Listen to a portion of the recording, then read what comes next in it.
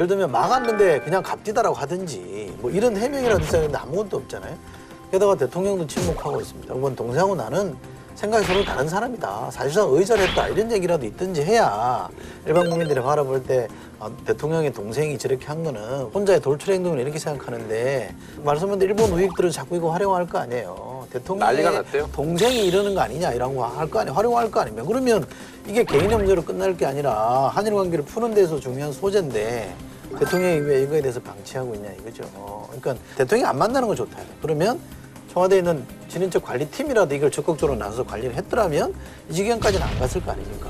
저는 이 문제에 대해서도 대통령이 뭐 해명 안 하는 거는 그렇다고 칩시다. 뭐 다른 거 해명하는 건 없으니까 이런 일이 발생 안 하더라고. 사전에 예방하는 노력은 얼마든지 했어야 되는 거고요.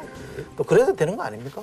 네, 저는 그나마 다행이라고 생각하는 건 대통령이 이럴 가능성을 예상해서 그랬는지는 몰라도 집권하고 지금 2년 반 동안 한 번도 만난 적도 없고 통화한 적도 없다는 거거든요. 이럴 걸 예상해서. 아니 그러니까 원래 이게 이런 걱정을 하는 거죠. 뭐 가까이 지내면 사고 칠 만한 그런 동생이니까 뭐 너무나 잘 알겠죠. 그러니까 그리고 그 남편도 너무나 불안하고 하니까 그래서 지금 사실 이 정도지.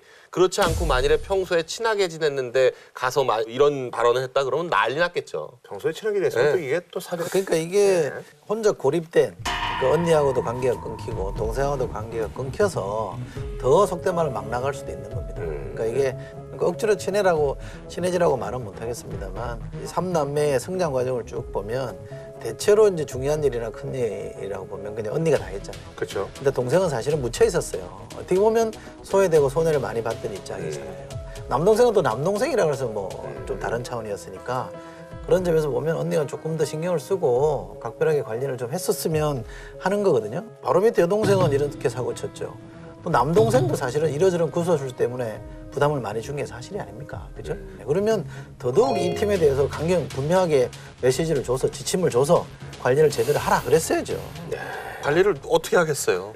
그렇죠. 이 못 말리는 그 남매를 어떻게 관리를 해? 사람이 사실 뭐 이제 누굴 시켜서? 뭐 이제 누굴 뭐 시켜서? 말람들이 뭐 이제 느끼고 있습니다만 이제 바뀌지가 않잖아요. 네. 네. JTBC